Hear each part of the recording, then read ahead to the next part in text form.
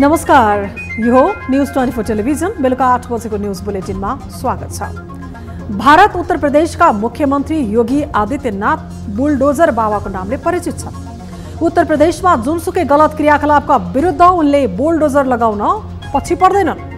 उत्तर प्रदेशको निर्वाचन अघि ठूलो परिमाणको पैसा खोतल्नदेखि केही समय अघि हिंसात्मक आन्दोलनको अगुवाई गरेको भन्दै नेताको घरमा समेत योगीले बुलडोजर चलाएका थिए। तिनै योगी आदित्यको सिको गर्दै काठमाडौँ महानगरपालिकामा मेयर बालेन शाहले काठमाडौँमा अनाधिकृत संरचना भत्काउनका लागि डोजर चलाएका छन्।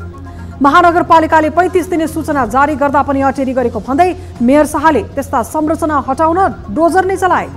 खास गरी काठमाडौँमा यस्ता अनाधिकृत संरचनाकै कारण पार्किङ समस्या विकराल बनिरहेको छ।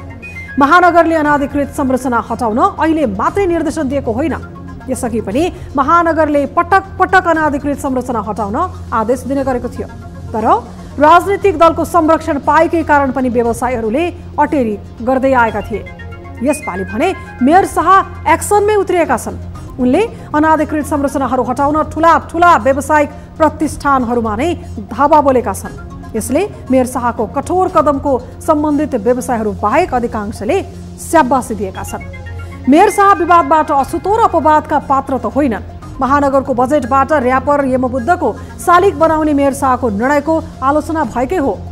एक स्वास्थ्य संस्थामाथि एकाएक धावा बोलेर पछि निर्णय कार्यान्वयन गर्न नसके लुरुक्क परेको घटना पनि सम्झन लायक छैन। तर मेयरको यति बेला भने प्रशंसा हुन थालेको छ। यो कदम चर्चामा आउने प्रयास मात्र हो कि यो र यस्तै सार्वजनिक हितका कामले निरन्तरता पाउनेछन्। त्यसबाट मेयर शाहको कामको मूल्याङ्कन हुनेछ। अब न्यूज बुलेटिनका हेडलाइन्स। काठमाडौँमा अनाधिकृत रूपमा निर्माण गरिएका भौतिक संरचनाहरू भत्काउन सुरु। ठूला व्यापारिक कम्प्लेक्सहरूमा महानगरले चलायो डोजर। यो नक्सा बन्दै म यति बनाउँछु, यो भन्दा बन्दिन, यो प्रयोजनका लागि बनाउँछु भनेर नक्सा पास गरे हुन्छ। निर्वाचन निष्पक्ष र भयरहित हुनेमा प्रमुख प्रतिपक्षी दल एमाले सुसंकेत। चुनावको वातावरणलाई लिएर शंका नगर्न प्रधानमन्त्री देउवाको आग्रह।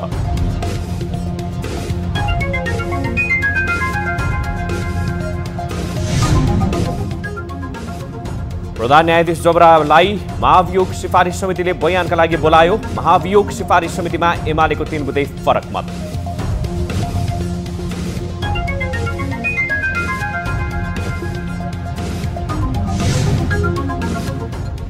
सरकारले अनुदान दिने भनेर पशुपालक किसानसँग खेलवाड गरेको आरोप। दुग्ध र मासुजन्य उत्पादनका लागि अनुदान सम्झौता गरेर पनि पाएनन् किसानले। गर्ने कुरामा गर्दै गर्दा लाँदाखेरि अब हाम्रो काम एकदम भएको पैसाहरू पनि सकिए।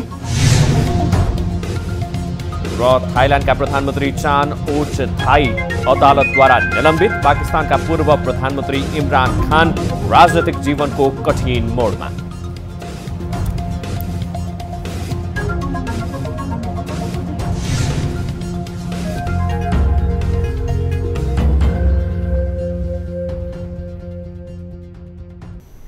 हामी निरन्तर न्यूजमा छौं। काठमाडौँ महानगरपालिकाले नक्सा पास बिना निर्माण गरिएका भौतिक संरचनाहरू भत्काउन सुरु गरेको छ। अनधिकृत रूपमा निर्माण गरिएका संरचनाहरू हटाउने भन्दै महानगरले 35 दिन अघि सार्वजनिक सूचना जारी गरेको थियो। तर सो अवधिमा संरचनाहरू नहटाइएपछि महानगरपालिकाले बुधबारबाट डोजर लगाएर यस्ता संरचनाहरू भत्काउन थालेको हो। एक रिपोर्ट।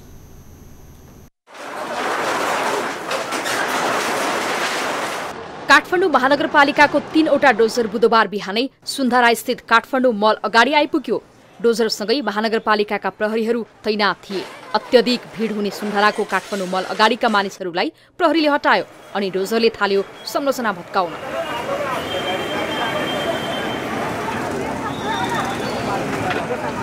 काठमाडौँ मलको अनधिकृत संरचना भत्काएर महानगरको डोजर फर्किएन महानगरमा निर्माण गरिएका यस्ता संरचनाहरू डोजरले एकपछि अर्को गर्दै भत्काउन थाल्यो। त्यसपछि डोजर खिचापोखरी र रञ्जना गल्लीतिर अगाडि बढ्यो। अब डोजर चल्न थाल्यो। महानगरपालिकाका मेयर बालेन्द्र शाह बालेन पनि अनुगमनमा निस्किए।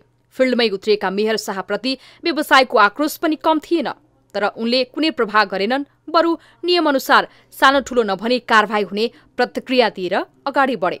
महानगरपालिकाले गोरखापत्रमा 35 दिने सूचना प्रकाशित गर्नुका साथै यस्ता व्यावसायिक भवनमा पनि सूचना टाँस गरेको थियो। हरेक नागरिकले आफ्नो चाहिँ संरचना जतिभित्र पाउने हो त्यो त महानगरमा हिजो नक्सा बन्दै म यति बनाउँछु, योभन्दा बन्दिनँ, यो प्रयोजनका लागि बनाउँछु भनेर नक्सा पास गरे हुन्छ। अनि त्यो भित्र बस्यो भने त यो स्थिति आउँदैन नि त। त्यही भित्र नबसेर यो समस्या आएको। महानगरपालिकाबाट पार्किङको सुविधा लिएर बनाइएका संरचनाहरूमा व्यावसायिक पसलहरू सञ्चालन गरिएको भन्दै महानगरले मंगलबार नयाँ बानेश्वरबाट यस्ता पसलहरू भत्काउन सुरु गरेको थियो। नयाँ बानेश्वरमा महानगरले संरचना भत्काउने क्रममा पनि मेयर शाह आफै पुगेका थिए। बुधबार काठमाडौँ मलदेखि आरबी कम्प्लेक्ससम्मको अनधिकृत संरचना भत्काउन थालेपछि बटुवाहरू रमाइलो मानी हेरिरहेका थिए भने स्थानीय व्यापारीको आक्रोश पनि उस्तै थियो।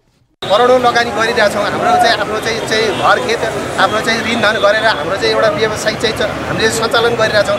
गर्दा गर्दा यो भर्खर उमेरमा अब हामीले राज्यले अथवा महानगरले हरेक भनौँ न यो संयोजक निकायले राज्यको हो आफ्नो ठाउँमा छ। हामीले भोलि झोला बोकेर अब यहाँबाट जान परे भोलि बाहिर झोला बोकेर जानु पर्यो अवस्था नबनाइदियो भने सबैभन्दा उत्तम हुन्थ्यो भन्न त्यही मात्रै खोजेको। सञ्चय कोष र महानगर बसेर निकास निकाल्नु पर्यो। कुरा त्यसो हो, सम्झौताको निकास निकाल्नु पर्यो होइन। समय अवधि हामी बस्न पाउनुपर्छ। त्यसपछि कुनै महानगरले चाहेको हो यो पार्किङ बनाउने 2.5 वर्ष बाँकी छ। 2.5 वर्षको अवधि व्यापारीले दिनु पर्यो। अनधिकृत रूपमा यस्ता संरचनाहरू निर्माण गरिँदा महानगरमा पार्किङको व्यवस्था जटिल बन्दै गएको छ। महानगरपालिकाले पटक पटक अनधिकृत संरचना हटाउन निर्देशन दिए पनि व्यवसायले अटेर गर्दै आएका थिए। पछिल्लो निर्देशनको पनि व्यवस्था गरिएपछि महानगर आफैले डोजर चलाएर अनधिकृत संरचना भत्काउन थालेपछि भने सामाजिक सञ्जालमा मेयर शाहको प्रशंसा हुन थालेको छ। आगामी मंसिर 4 गते हुने प्रदेश तथा प्रतिनिधि सभा निर्वाचन निष्पक्ष र भयरहित हुनेमा प्रमुख प्रतिपक्षी दल नेकपा एमाले सशंकित बनेको छ। एमाले अध्यक्ष केपी शर्मा ओली बुधबार प्रधानमन्त्रीको सरकारी निवास बालुवाटार पुगेर निर्वाचन निष्पक्ष, धाँधली रहित र विश्वसनीय बनाउन प्रधानमन्त्री देउवासँग आग्रह गरेका छन्। ओलीसँगै एमालेका नेता सुभाष नेमाङ र विष्णु रिमाल पनि बालुवाटार पुगेका थिए। भेटमा प्रधानमन्त्री शेरबहादुर देउवाले निर्वाचनप्रति कुनै शंका नगर्न आग्रह गरे। उनले निर्वाचन शान्तिपूर्ण र भयरहित वातावरणमा सम्पन्न हुने विश्वास दिलाएका छन्। सत्तापक्ष र प्रमुख प्रतिपक्ष बीच दूरी बढिरहेको बेला प्रधानमन्त्री र एमाले अध्यक्ष बीचको भेटवार्ता भएको। भेटमा एमाले अध्यक्ष ओलीले सरकारले संसदमा अघि बढाएको नागरिकता विधेयक, संक्रमणकालीन न्याय सम्बन्धी विधेयकका विषयमा समेत धारणा राखेका थिए। ओलीले नागरिकता र संक्रमणकालीन न्याय सम्बन्धी विधेयकमा सरकार पेलेर अघि बढ्न खोजेको पनि आरोप लगाएका छन्। उनले द्वन्द्वकालीन मुद्दा प्रमुख विपक्षी दलसँग सामान्य परामर्श पनि नगरेको भन्दै आपत्ति र असन्तुष्टि व्यक्त गरेका हुन्। त्यस्तै चाडबाड नजिकैसँगै बजार महँगी बढिरहेको भन्दै महँगी नियन्त्रण गर्न पनि ओलीले प्रधानमन्त्री देउवाको ध्यानाकर्षण गराएका थिए। निर्वाचन घोषणा यता सरकारले संसदमा दूरगामी महत्त्वका विधेयकहरू अगाडि बढाइरहेको बेला देउवा र ओलीको भेटवार्तालाई अर्थपूर्ण रूपमा हेरिएको छ।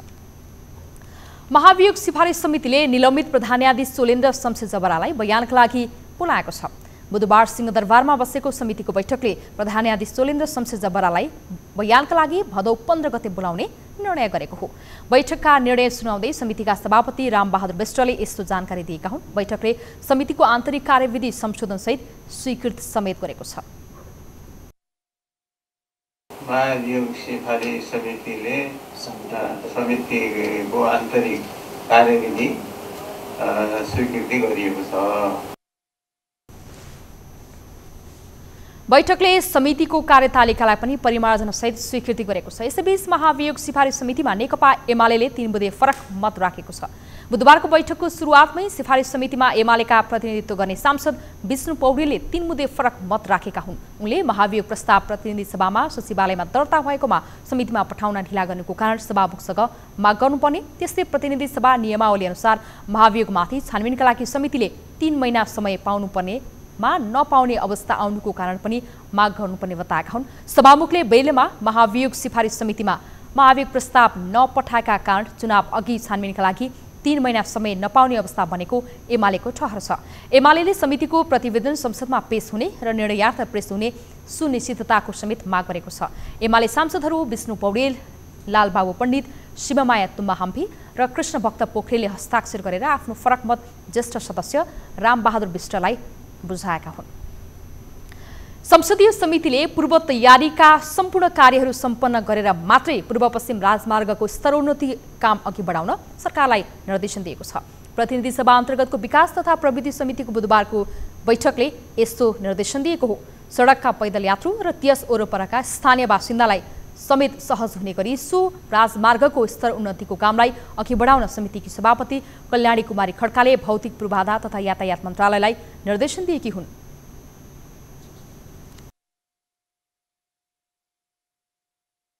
सडक पर वरपरका स्थानीय बासिन्दालाई समेत सहज हुने गरी वातावरण मैत्री, प्रविधि मैत्री र वन्यजन्तु मैत्री तथा गुणस्तर युक्त बनाउने कार्यको सुनिश्चितताको लागि यसको डिजाइन तथा डिपिआर निर्माणकै गर्दाकै अवस्थामा तत्काल ध्यान पुर्याउन र पूर्व तयारीका सम्पूर्ण काम सम्पन्न गरेर मात्र स्तरोन्नति कार्य अगाडि बढाउन समिति नेपाल सरकार भौतिक पूर्वाधार तथा यातायात मन्त्रालयलाई निर्देशन गर्दछ। समितिले नेपालको कुर्तादेखि भारतको जयनगरसम्म सञ्चालनमा ल्याइएको रेल सेवालाई सहज हुने गरी आवश्यक व्यवस्था मिलाउन पनि सरकारलाई निर्देशन दिएको छ। कुर्तादेखि भारतको जयनगरसम्मको 35 किलोमिटर खण्डमा 78 चैत्र 20 गतेबाट रेल सेवा सञ्चालन भइरहेको वर्तमान अवस्थामा यसको पूर्व तयारीमा पर्याप्त ध्यान नपुर्याउँदा सेवा सञ्चालनमा अनेकन समस्याहरू झेल्नु परिरहेकोले रेल सञ्चालनमा व्यवस्थित रूपमा अगाडि बढाउन बैठकमा सांसदहरूले पूर्व पश्चिम राजमार्गमा यातायात सेवा सहज हुने गरी त्यसको स्तरोन्नतिको कामलाई तत्काल अघि बढाउन सरकारलाई दबाब दिएका थिए।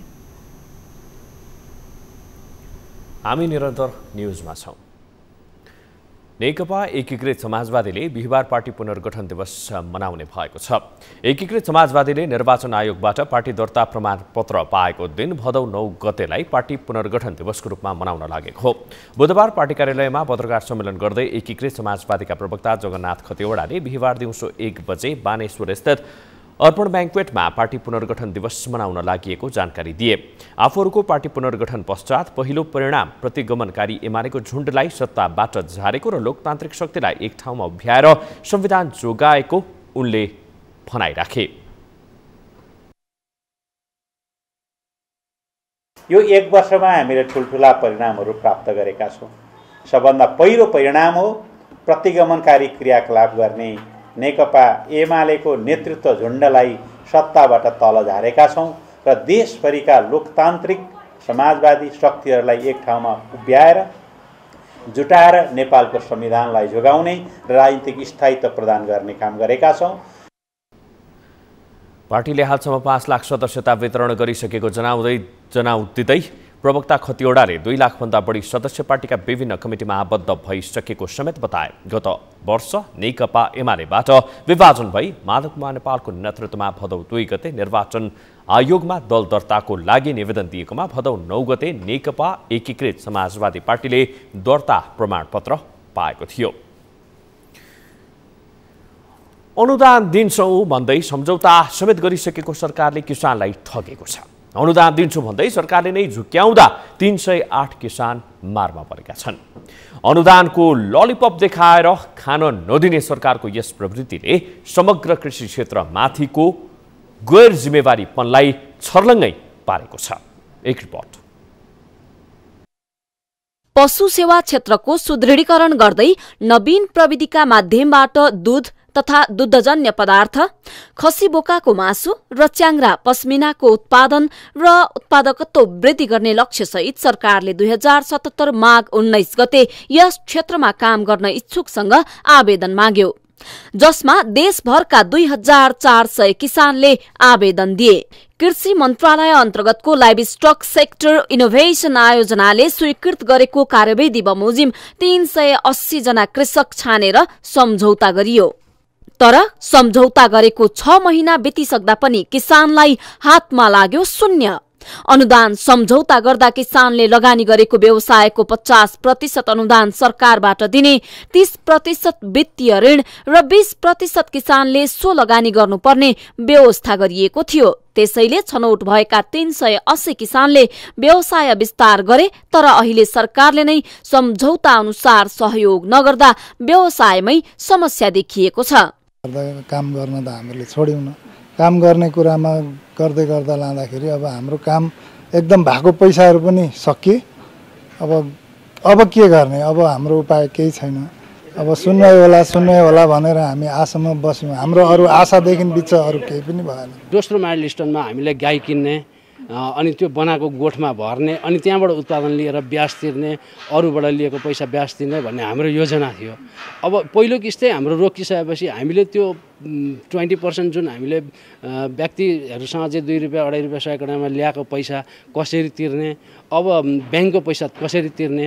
प्राइभेट चाहिँ 40 लोन हो, त्यो 40 लाख पनि लोनै हो। त्यो चाहिँ ब्याङ्कको लोन चाहिँ अब सब्सिडी लोन मतलब गभर्मेन्टले दिने त्यो 12-13% को छ। अर्को कुरो तपाईँको जुन चाहिँ 40 लाख चाहिँ अब मैले भनौँ न गाउँ मेरो प्राइभेटमा त अब किसानसँग त्यत्रो पैसा हुँदैन। घर गाउँमा 2 रुपियाँ 3 रुपियाँ 4 रुपियाँ ब्याजले खोजेर लगाएको। किनभने हामीहरूले चाहिँ जुन ढङ्गले प्लानिङ गरेर लगानी गरियो त्यो लगानीको ब्याज तिर्ने कन्डिसन छैन। ब्याङ्कले पटक पटक ताकेता गरिरहेको छ। आम्दानीको स्रोतहरू जुन ढङ्गले चाहिँ विस्तार गर्ने भन्ने सोच बनाएको थियो त्यो हुन सकेको छैन। किसानहरू सरकारकै गैर जिम्मेवार फन्डले हैरान भइरहेका बेला सरकारका अधिकारीहरू भने टालटुले जवाफ दिनमै व्यस्त छन्। अनुदान सम्झौता लक्षित वर्गले नपाएको आरोप सहित यस आयोजना विरुद्ध नै सर्वोच्च अदालतमा रिट दायर भएको र रिट उपर अन्तरिम आदेश जारी भएकाले समस्या भयो भन्दै सरकारका अधिकारीले रेडिमेड जवाफ दिइरहेका छन्। अदालतको कुराहरू चाहिँ हामी सम्मानित अदालतमा निरन्तर चाहिँ प्रयासमा छौँ। यसलाई उच्च प्राथमिकता दिएर यो किसानका मुद्दा सुन्नुपर्छ भन्ने सम्मानित अदालतमा हामीले अनुरोध गर्ने हो।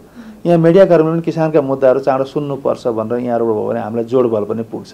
र मैले स्पष्ट के भन्छु भनेदेखि आयोजना सुरुवातदेखि अहिलेसम्म आइपुग्दाखेरि यो क्षेत्रमा किञ्चित कुनै पनि हाम्रा चाहिँ दस्तावेजहरू चाहिँ निजी क्षेत्रलाई सम्बोधन नगर्ने किसिमका कुनै पनि छैनन्।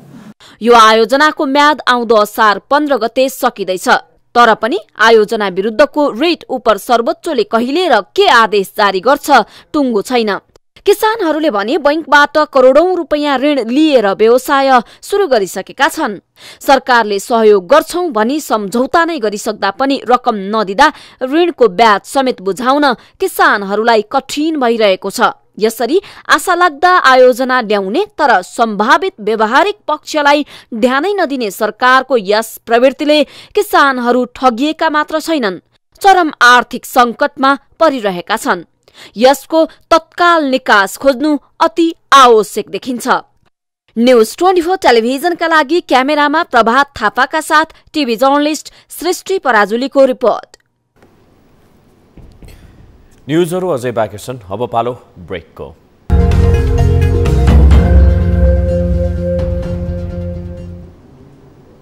हामी निरन्तर न्यूजमा छौं। नागढुङ्गा सुरुङ मार्ग राष्ट्रिय गौरवको आयोजना भए पनि प्रगति अपेक्षा अनुसार भइरहेको छैन। यो सुरुङ मार्ग निर्माणकै क्रममा समस्या देखिएको छ। जापानी हाजमा आन्द्रो जेबीले ठेक्का लिए पनि सब ठेक्का स्वच्छन्द निर्माण कम्पनीले पाएको छ। धादिङको धुनीबेसी नगरपालिका र काठमाडौँको चन्द्रागिरी नगरपालिकामा पर्ने सुरुङ मार्ग अन्तर्गतको सडकमा समस्या देखिएको हो। एक रिपोर्ट। 12.5 अर्बमा ठेक्का लागेको यो नेपालको पहिलो सुरुङ मार्ग पनि हो। सो आयोजनामा यति बेला कच्ची जीआई जालीको सपोर्टमा ग्राभेल र माटो भरेर निर्माण गरेको सडक भासिएको हो।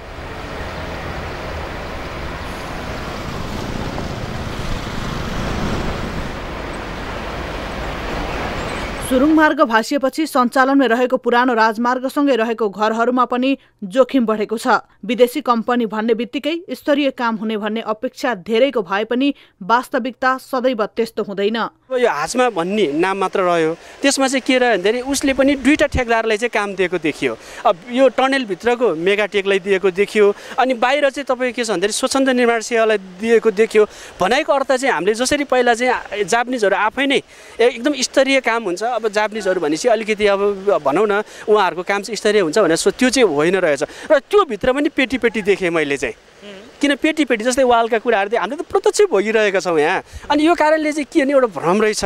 आयोजना 2076 असोजमा सुरु भएको हो। काठमाडौँ र धादिङमा आधा आधा पर्ने मुख्य सुरुङको लम्बाइ 1.5 किलोमिटर रहेको छ।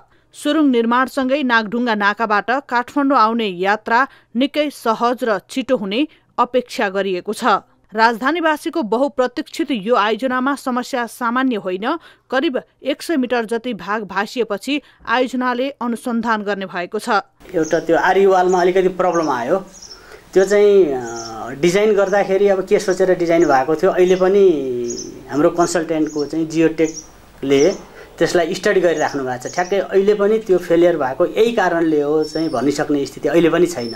42 महिनामा सक्नुपर्ने उक्त आयोजना कोभिडको कारणपछि धकेलिएको छ। ढिलो पनि हुने र काम स्तरीय पनि नहुने रोग नेपाली निर्माण क्षेत्रको पुरानै हो। यो आयोजनाको कामको गुणस्तरीय जाँच गरी छिटो काम पूरा गर्न सरकारले अग्रसरता देखाउन आवश्यक छ।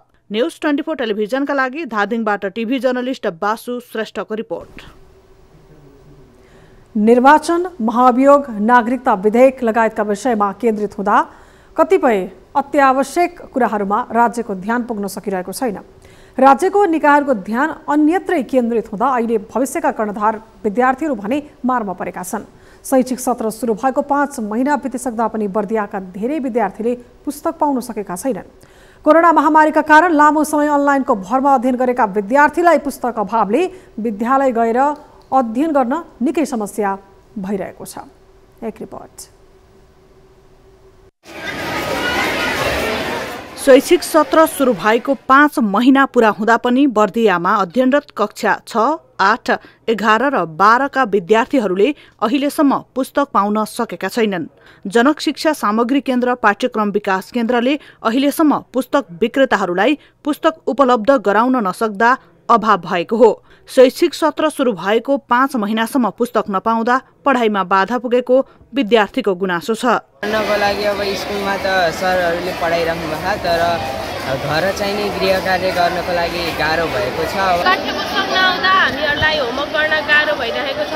सरहरूले बोर्डमा लेखेर पढाउँदा हामीले अलिअलि नबुझ्ने, अलिअलि बुझ्ने हुन्छ। वैशाखमा सम्पन्न स्थानीय निर्वाचनका लागि मतपत्र छाप्नु परेका कारण पुस्तक छपाईमा त्यसको असर परेको सरकारले स्वीकार गरिसकेको छ। यस्तो अवस्थामा सरकारले निजी क्षेत्रलाई छाप्न दिएर भए पनि अहिलेको यो अभावको स्थिति आउन दिन नहुने स्थानीय पुस्तक व्यापारी बताउँछन्। पाठ्यक्रम विकास केन्द्रले अहिलेसम्म उपलब्ध गराउन नसकेको कक्षा 6 को 2टा विषय, कक्षा 8 को 2टा विषयमा पनि त्यसमा कक्षा 6 मा मेजर विषय म्याथ र नेपाली छ र त्यसपछि गएर कक्षा 8 मा चाहिँ म्याथ र पेसा, त्यसपछि अङ्ग्रेजी अहिलेसम्मको अभाव हो। अब विद्यार्थीहरूलाई त अब फर्स्ट टर्म इक्जाम पनि आउन लागिसकेको छ। अब 1-2 दिनभित्र फर्स्ट टर्म इक्जाम छ, किताबको अभाव छ। बर्दिया जिल्लामा आधारभूत र माध्यमिक विद्यालय गरी करिब 250 र संस्थागत तर्फ 97 वटा विद्यालयहरू रहेका छन्। अधिकांश विद्यालयहरूमा अहिलेसम्म कक्षा 6 को नेपाली, अङ्ग्रेजी, गणित र कक्षा 8 को नेपाली, पेसा, सामाजिक र अङ्ग्रेजी, त्यसै गरी कक्षा 11 को नेपाली, सामाजिक र अङ्ग्रेजी विषयका पुस्तकहरू अहिलेसम्म पनि विद्यार्थी समक्ष पुग्न सकेको छैन। विद्यार्थीहरू अति मर्कामा छन्। अब प्रथम त्रैमासिक परीक्षा आजबाट सुरु हुन लाग्यो, तर बच्चाको पाठ्यपुस्तक छैन। अब उनीहरूले के पढेर परीक्षा दिने र हामीले कस्तो गुणस्तरको अपेक्षा गर्ने। त्यसकारण बालबालिकालाई यो पाठ्यपुस्तक अभाव कारणले गर्दा ठुलो प्रभाव परिरहेछ। पुस्तक अभाव भएपछि इन्टरनेटको सुविधा भएका स्थानमा शिक्षकहरू आफैले खोजेर अध्ययन गराउने गरेका छन्। तर ग्रामीण भेगका विद्यालयहरूमा भने इन्टरनेटबाट सामग्री खोजेर अध्ययन गराउन सहज छैन। शिक्षा जस्तो क्षेत्रमा सरकारले गरेको यो तहको लापरवाहीप्रति अभिभावक आक्रोश पोख्छन्। मतपत्र छपाउन सक्ने सरकारले यी कलिला बालबालिकालाई कहिले पुस्तक उपलब्ध गराउँछ, त्यो समय अहिले यकिन गर्न भने गाह्रो छ। अध्ययन गर्न आएका विद्यार्थीहरूले त्रैमासिक परीक्षा दिने समय आइसक्यो, तर आफूले अध्ययन गर्ने पुस्तक समेत उनीहरूको हातमा छैन। अबको त्रैमासिक परीक्षामा उनीहरूको सहभागिता कस्तो हुन्छ त, यो सर्वत्र चासोको विषय बनेको छ। न्युज 24 टेलिभिजनका लागि ज्योतिपन्थी, बर्दिया। हामी निरन्तर न्युजमा छौँ। तीव्र गतिका कारण दुर्घटना बढेपछि जिल्ला ट्राफिक प्रहरी कार्यालय रूपन्देहीले कारबाही प्रक्रिया अगाडि बढाएको छ। प्रहरीले लेजर स्पिड गन प्रयोग गर्दै सवारीको गति जाँच गरी धमाधम कारबाही गर्न सुरु गरेको हो। चालू आर्थिक वर्षको साउन महिनामा मात्रै रूपन्देहीमा 8 वटा दुर्घटना भएका छन्। दुर्घटनामा 2 जनाको मृत्यु भएको छ भने 9 जना घाइते भएका थिए। ट्राफिक प्रहरीका अनुसार 8 वटै दुर्घटना तीव्र गतिका कारण भएका हुन्। दुर्घटना भएको सबै मोटरसाइकल हुन्। रूपन्देहीमा गत आर्थिक वर्षमा भएका 172 वटा दुर्घटनामध्ये 152 वटा तीव्र गतिका कारण भएका थिए। दुर्घटनामा 94 जनाले ज्यान गुमाएको ट्राफिक प्रहरीले बताएको छ।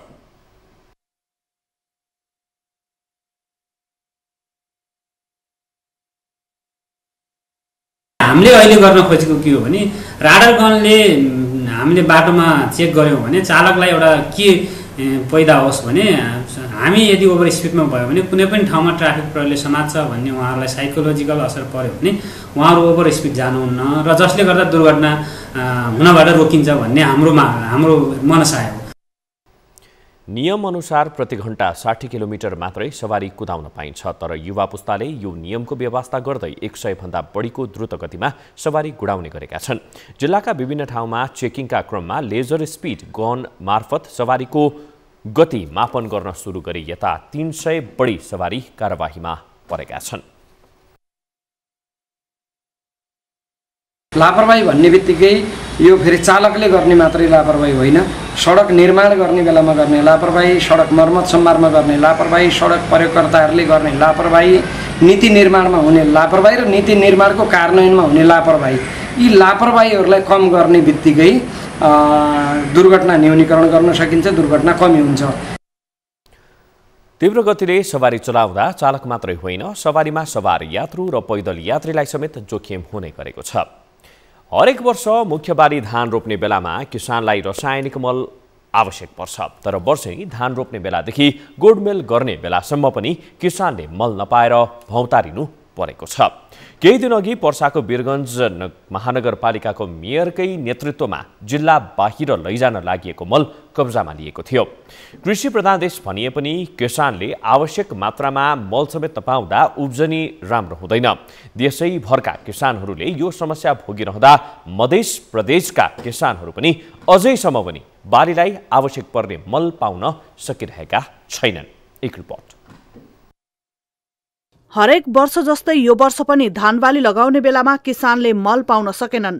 अहिले धान गोडमेल गर्ने बेला पनि किसानलाई त्यही समस्याले सताएको छ। सिंचाई अभावमा आकाशे पानीको भरमा खेती गर्दै आएका पर्साका किसानहरू धानमा मल हाल्ने बेलामा पनि मल नपाएको गुनासो गरेका छन्। उनीहरूले कृषि सामग्री कम्पनीदेखि साल ट्रेनिङ कम्पनीबाट मल पाउन सकिरहेका छैनन्। सरकारले कृषकहरूको लागि अनुदानमा उपलब्ध गराएको मल कृषक समक्ष पुग्न नसकेको कारण वर्षेनी किसानले समस्या झेल्नु परिरहेको छ।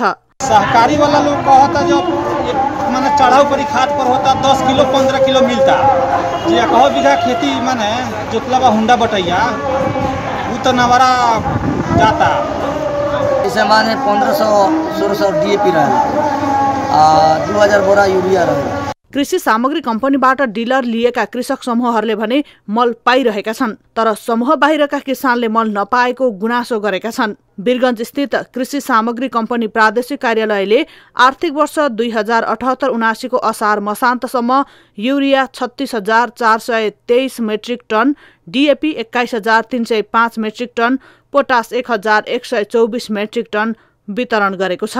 पत्र नम्बर 17 बमोजिम जुन मल बाँडफाँड गरेको थियो त्यो सबै पालिकामा तत्काल मल पुगिसकेको छ। हामीले थप मलको लागि जुन महानगरपालिकासँग सम्झौता गरेको त्यस्तो मल पनि हामीले 4,374 बोरा गरेर हामीले अहिले तत्काल पर्सा जिल्लाको लागि 20,855 बोरा मल हामीले उपलब्ध गराइसकेका। मध्य प्रदेश धान बढी उत्पादन हुने प्रदेश अन्तर्गत पर्दछ। यो प्रदेशमा प्रादेशिक कार्यालयले वितरण गरेको भन्दा दोब्बर अनुपातमा अर्थात् 1,20,000 मेट्रिक टन मल आवश्यक देखिन्छ। धानको गाँझ हाल्ने बेलामा पनि आवश्यक मात्रामा मल हाल्न नसकिए उत्पादनमा पनि कमी आउने कृषि ज्ञान केन्द्रको भनाइ छ। संयोगवश बुझ्नुस् कि सीट ब्लाइट अहिले कमै देखेछ, किनभने मल खाद कम किसानहरूले दिएछ, रासायनिक मल कम भएको हुनाले सीट ब्लाइट कम लागेछ। तर सीट ब्लाइट र सिँचाइ प्लस मलले गर्दाखेरि खेतमा अहिले बाहिरबाट देख्दाखेरि धानका स्थिति पहेँला देखिन्छ। तर अहिले हालचाल तुरुन्तै पानी पर्यो भने र मल खाद व्यवस्थापन भयो भने यो सोना मन्सी यस्तो जात हो कि चाँडै टिलर निकालेर हरिया भरिया भएर आउँछ। यो वर्ष पर्सा जिल्लामा मात्रै 47,130 हेक्टरमा धान खेती लगाइएको छ, तर यही वर्ष लामो खडेरी परेको छ। खडेरीका कारण धान बाली भएको खेतमा धाजा फाटेका छन्। धान, गहुँ तथा मकै बाली लगाउने बेलामा पनि पर्याप्त मात्रामा मल नपाउँदा उत्पादनमा कमी आउने गरेको छ। न्युज 24 टेलिभिजनका लागि पर्साबाट टिभी जर्नलिस्ट हरिशंकर शर्माको रिपोर्ट। कैलालीको लम्कीचुहा नगरपालिकाले भूमिहीन वादी समुदायका परिवारलाई लाल पूर्जा वितरण सुरु गरेको छ। लाल पूर्जा वितरण गर्दै लम्कीचुहा नगरपालिका भूमिविहीनलाई जग्गाधनी प्रमाणपत्र दिने नेपालकै पहिलो नगरपालिका बनेको छ। एक रिपोर्ट। कैलालीको लम्कीचुहा नगरपालिकाले वडा नम्बर 3 बलचौरमा बस्दै आएका 174 वादी परिवार मध्ये 124 जनालाई लाल पूर्जा प्रदान गरेको छ। 2064 सालदेखि सो क्षेत्रमा बसोबास गर्दै आएका वादी परिवारले वर्षौंपछि लाल पूर्जा पाएपछि हर्षित बनेका छन्। पूर्व पश्चिम राजमार्गको दक्षिण र रानी जमरा कुलरिया सिंचाईको मूल नहरको उत्तरमा बसोबास गरिरहेका वादी परिवारका लागि 2074 सालमा संघीय सरकारले एकीकृत बस्ती निर्माण गरेको थियो। उनीहरूले अहिले बसिरहेकै ठाउँमा 10 धुरदेखि 1 कट्ठा जग्गाको लाल पूर्जा पाएका हुन्। वर्षौंदेखि हावाहुरी खेप्दै आएका वादी परिवारले एकीकृत बस्ती निर्माणपछि केही राहत पाए पनि नगरपालिकाले कुन बेला बस्तीमा डोजर चलाई उठीबास लगाउने हो भन्ने डर। वर्षौंदेखि हावाहुरी खेप्दै आएका वादी परिवारले एकीकृत बस्ती निर्माणपछि केही राहत पाए पनि नगरपालिकाले कुन बेला बस्तीमा डोजर चलाई उठीबास लगाउने भन्ने डर उनीहरूमा थियो। तर नगरपालिकाले नै लाल पूर्जा उपलब्ध गराएपछि त्यो डर हटेर गएको उनीहरू बताउँछन्। पुस्तौंदेखि लाल पूर्जा नपाएका हामी आज लाल पूर्जा पाउँदा हामी खुसीले गदगद भएका छौँ। यो वादी समुदायले पुर्खौँदेखि लाल पूर्जा नपाएका अर्काकै घर कनेठामा गोडमा बसेर खोला किनारामा जाल बल्छी खेलेर जीविकोपार्जन गर्दै आएका वादी समुदायले अहिले लाल पूर्जा पाउँदा जमिनको मालिक बन्दा साह्रै खुसी लागिरहेको छ।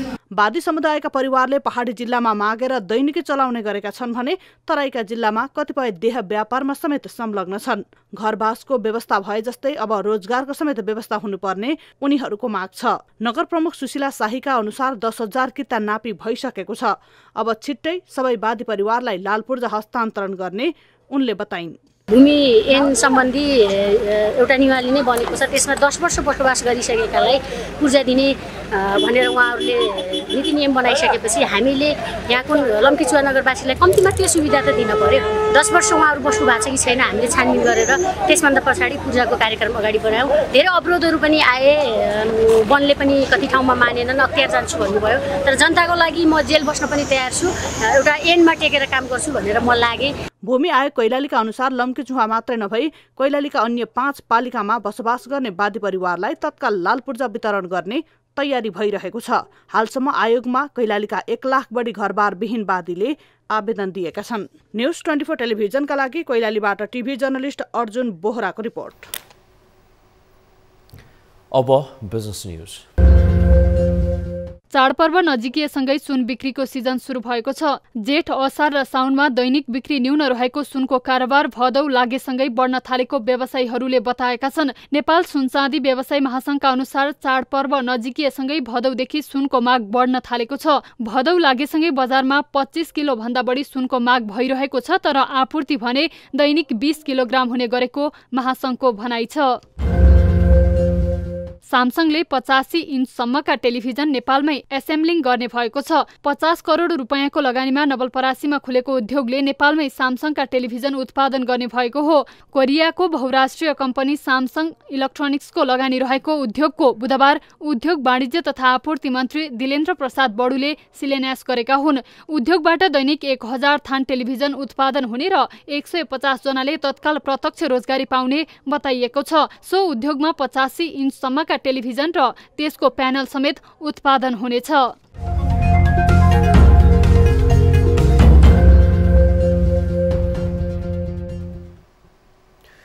न्युजहरू अझै बाँकी छन्, अब पालो ब्रेकको।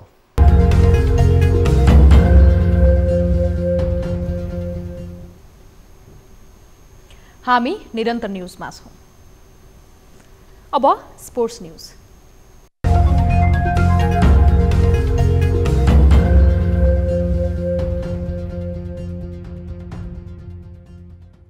नेपालमा हुने साफ महिला च्याम्पियनसिपको तयारीको लागि भुटानी टोली बिहिबार नेपाल आउने भएको छ। साफ महिला च्याम्पियनसिप काठमाडौँको त्रिपुरेश्वर स्थित दशरथ रंगशालामा सेप्टेम्बर 6 देखि 19 तारिकसम्म हुनेछ।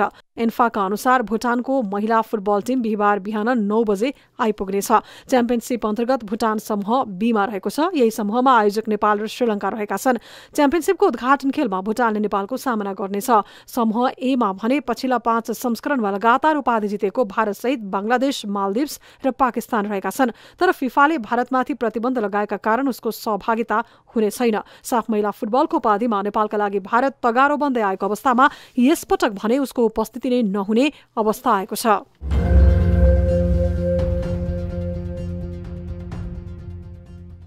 बहराइनमा हुने अन्डर 20 एशियन कप छनौट फुटबलका लागि नेपालको 25 सदस्यीय प्रारम्भिक टोली घोषणा गरिएको छ। सादो बाटो स्थित इन्फा कम्प्लेक्समा भइरहेको प्रशिक्षणका आधारमा मुख्य प्रशिक्षक मेघराज केसीले प्रारम्भिक टिम छानेका हुन्। प्रतियोगिता आगामी सेप्टेम्बर 10 देखि 18 सम्म हुनेछ।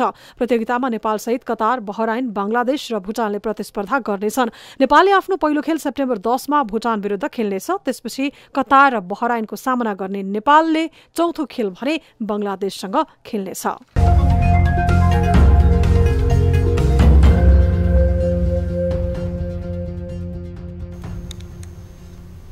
अब 24 वेदर अपडेट।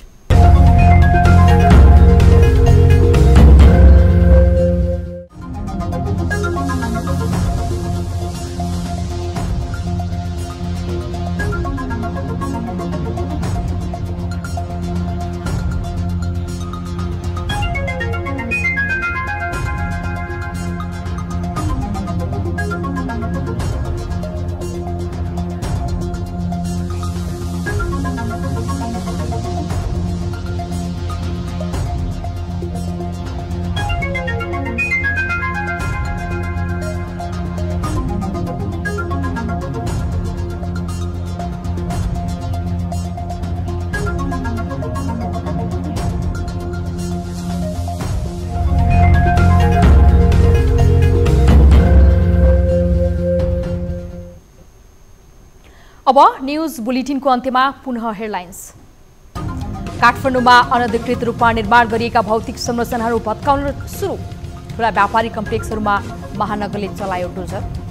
जो नक्सा बन्दै म यति बनाउँछु, यो भन्दा बन्दैन, यो प्रयोजनका लागि बनाउँछु भनेर नक्सा पास गरे हुन्छ।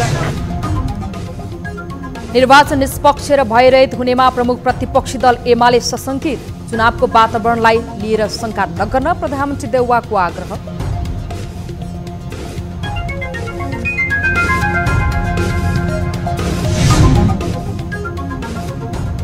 प्रधान न्यायाधीश जबरालाई महाभियोग सिफारिस समितिले बयानका लागि बोलायो। महाभियोग सिफारिस समितिमा एमालेको 3 बुँदे फरक मत।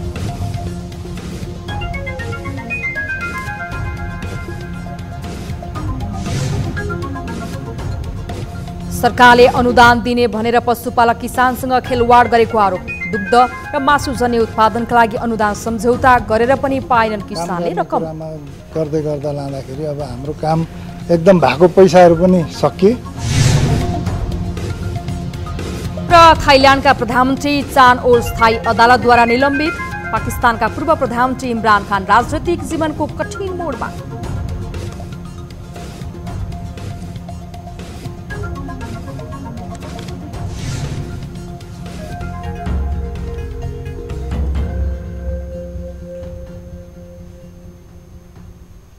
बेलुका 8 बजेको न्यूज बुलेटिन अहिलेलाई यति नै। जाँदा जाँदै ताली र गाडीका लागि हामीले सोधेको प्रश्न, बन्सरे डाँडा पुग्ने सडक फास्ट ट्र्याकबाट निर्माण गर्न मन्त्री परिषदले दिएको सहमतिले माओवादी केन्द्रका अध्यक्ष पुष्पकमल दाहाल प्रचण्डका घरबेटी तथा निर्माण व्यवसायी शारदा प्रसाद अधिकारीलाई थप आलोचित हुनबाट जोगाउँछ भन्नेले तालीमा र जोगाउँदैन भन्नेले गालीमा भोट गर्नुहोला। थप न्यूजका लागि हाम्रो वेबसाइट www.news24nepal.com हेर्नुहोला। साथै हामीलाई फेसबुक, ट्विटर र युट्युबमा पनि फलो गर्न सक्नुहुनेछ। यस्तै मोबाइल, भाइबर र इमेलबाट 24 हेल्प डेस्कमा कुनै समस्या या गुनासो छन् भने सम्पर्क गर्न सक्नुहुनेछ। अहिलेलाई बिदा दिनुहोस्। हामी निरन्तर न्यूजमा छौं। नमस्ते।